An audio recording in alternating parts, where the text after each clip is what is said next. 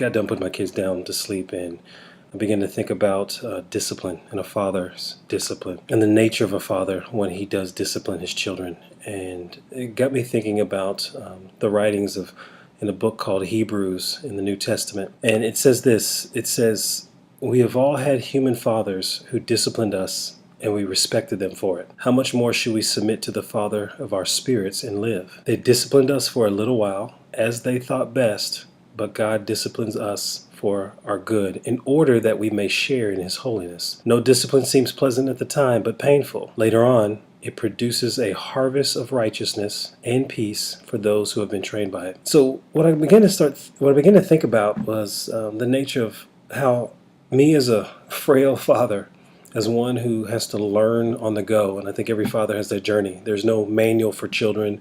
There's no booklet that says this is the way you raise children, and your child is specifically going to act this way, and you do these things, you push these buttons. That's challenging because it's a process.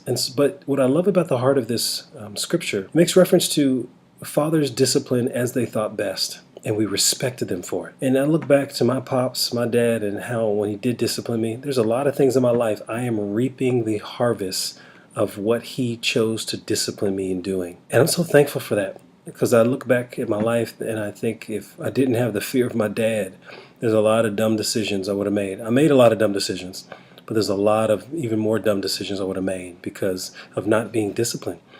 And I look back and I'm just honoring him and I respect him for it. So today, one thing I want us to begin to think about, looking at the discipline of our father. And if dad wasn't there, there probably were maybe some fathers in your lives, whether they're coaches, teachers, and authorities that provided discipline. Mom may have been a disciplinarian, but yet there's nothing like dad's discipline, because there's something about when the strength of the house, the first of the house, this using the Hebrew context of Ab being the first of the house or the strength of the house, the leader of the house, when he disciplines, there's an authority that he speaks by that can really order a child and bring a child into order.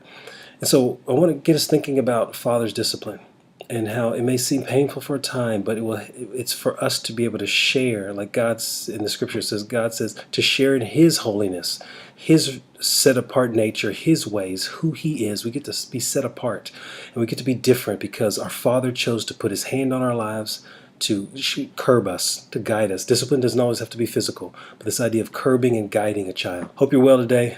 I'll talk to you next time.